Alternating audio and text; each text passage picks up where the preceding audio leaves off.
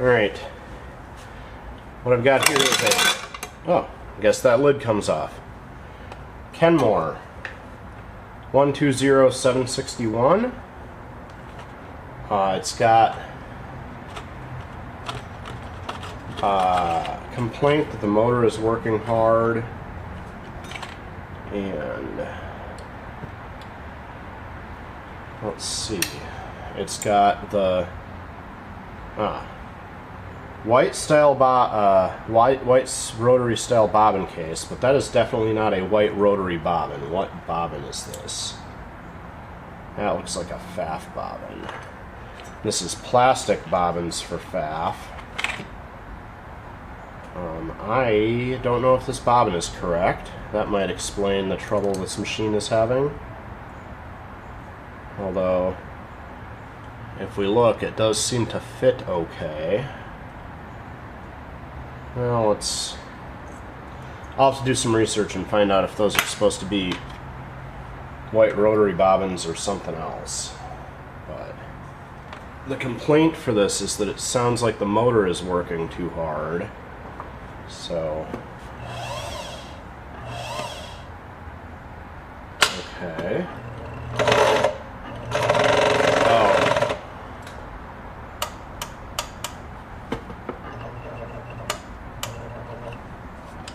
It's got a rubber drive tire that's all rock hard. That explains why the motor sounds like it's working hard. Now the question becomes,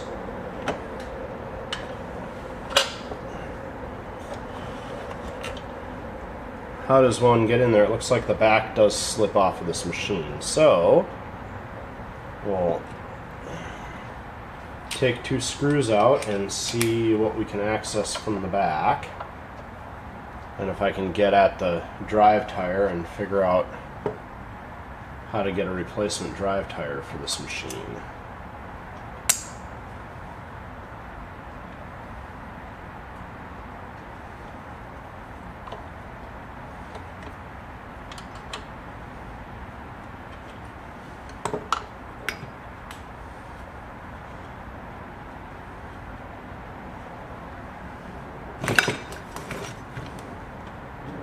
I'll have to check the bobbin style too, because like I said, that looks like a white rotary bobbin case, and this is a 120 code machine, which I think is still white manufactured, but I'll have to check my reference for that. The presser foot controller has to come out for this back panel to just slip right off the machine.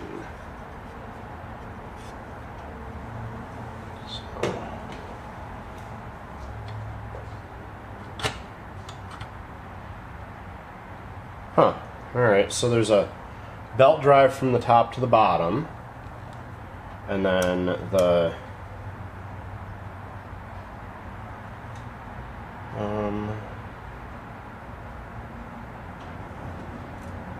there's a hex set screw on this tire, which means this age machine, I need to find my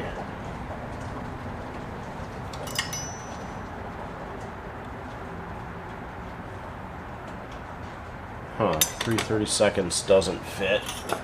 It's definitely not. Yeah. There's my 2. Didn't put the 2 away.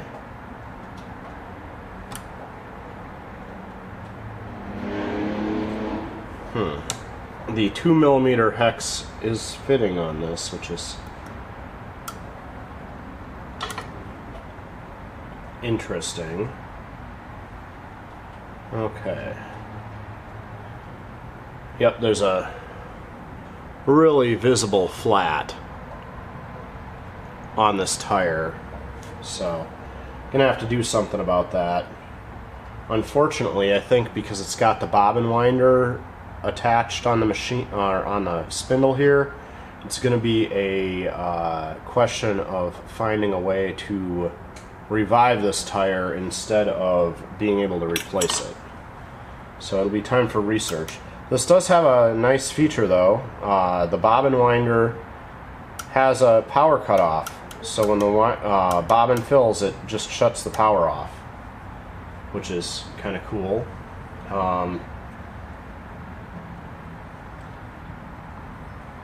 Oh, this has a plastic crank arm on it as well, so that's interesting.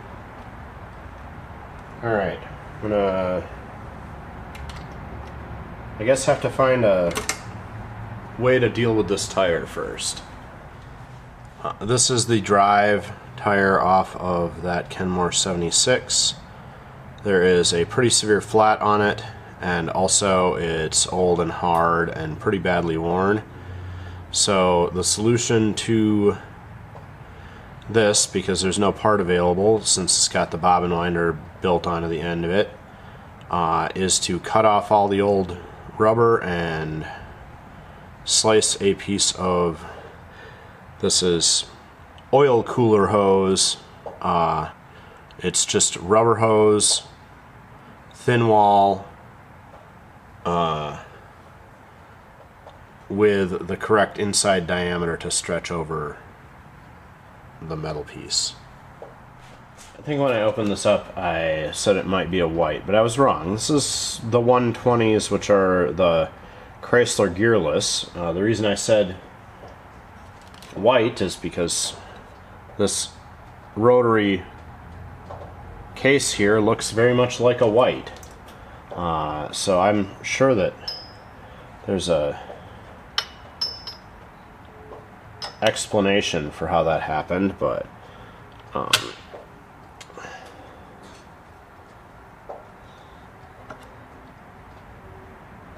and it's mostly to do with copying stuff, I'm sure, but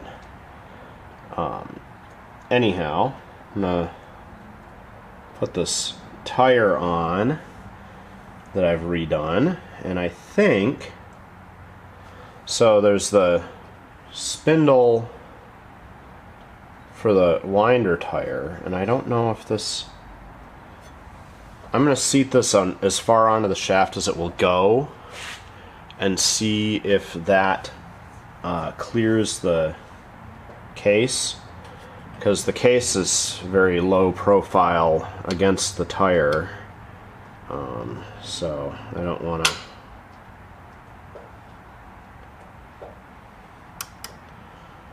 And then this automatic shutoff bracket,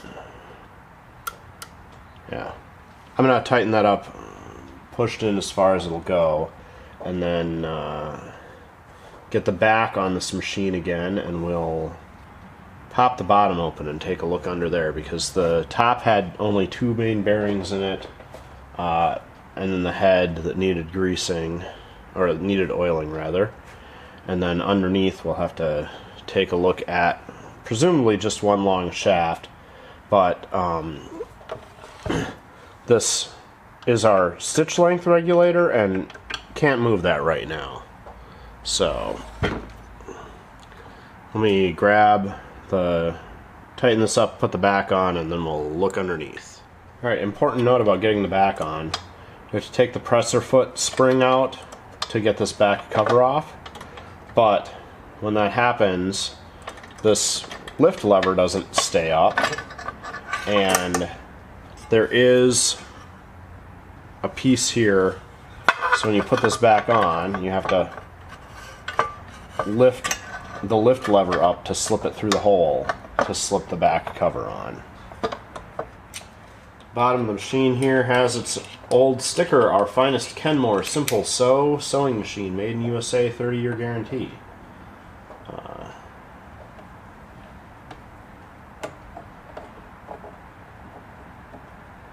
Which is cool. And then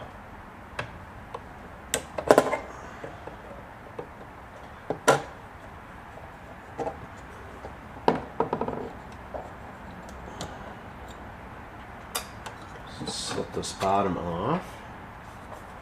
Huh. A little pack of needles hiding in here. I'll have to take those out and make sure the owner sees those. But you can see under here there's 2 belts, and then plastic cam here that the the stitch length is supposed to be sliding this plastic cam in and out, and then over here there's a screw end. There must have been an accessory that went on this machine at some juncture, but I don't know where that is, so I'm gonna start with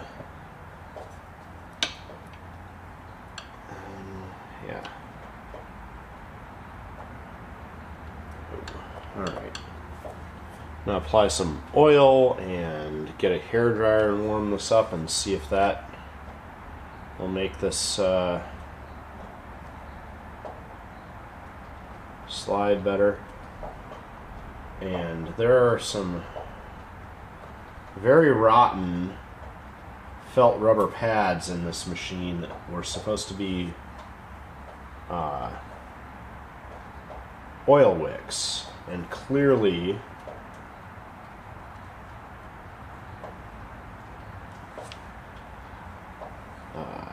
have disintegrated over time, so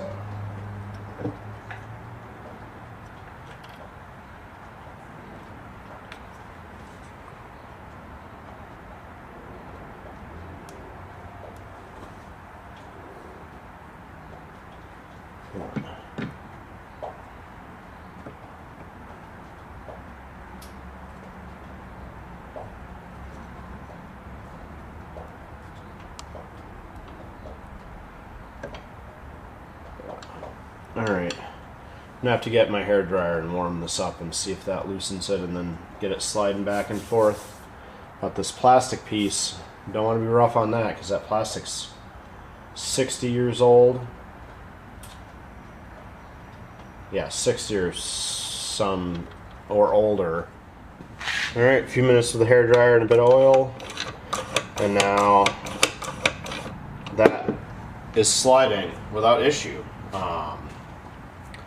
So yeah, be able to pop the bottom back on and then check this machine out.